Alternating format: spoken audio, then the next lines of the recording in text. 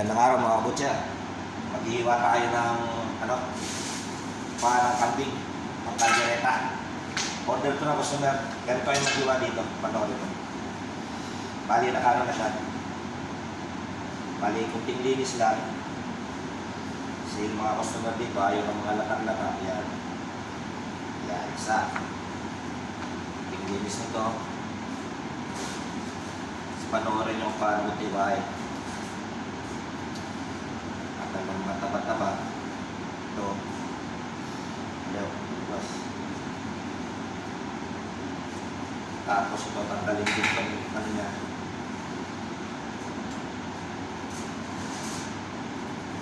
Yung mga latak-latak lang yan yung mga abutya. Tatanggalin.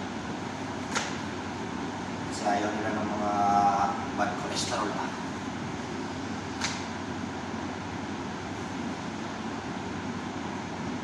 Ganyan lang yan. Tapos ito kung pinlinisin pa.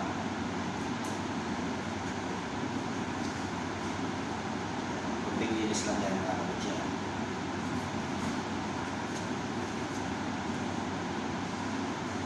Bali, yung liwa nito, normal cut lang nakakabot siya. Pang ano lang siya, pang adobo sa atin. Dito naman tawag sa Oman, yung mga Arabic nila sa luna. Sa atin naman normal yung adobo. Tanggalin natin ito mga... Kasi ito, mamaya lalagarin ito para maganda yung iwa. Kasi pag pinanaga, nadudurog yung buto nito eh.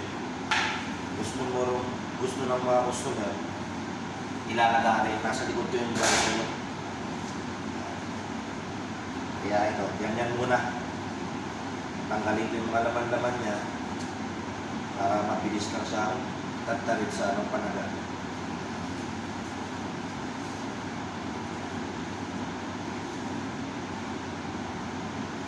Yan. Ito, sa lagarin na ito. Kaya naman dito sa panaga. Kasi yung customer, kaya nila kasi nadudurog yung buto.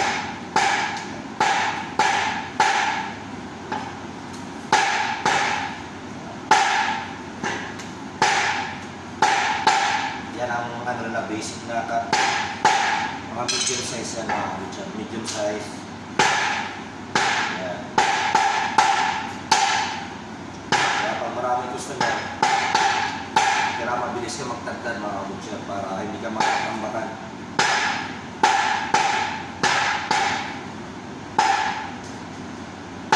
Kapag mabagal ka, walang din na mabagal pero ano rin, naiinip yung mga customer mga kabutya.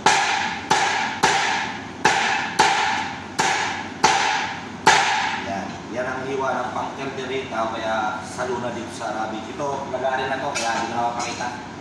Meron naman ako mga nakita sa video eh. Sa may likod ko. Kaya dito lang mga kabutya. God bless.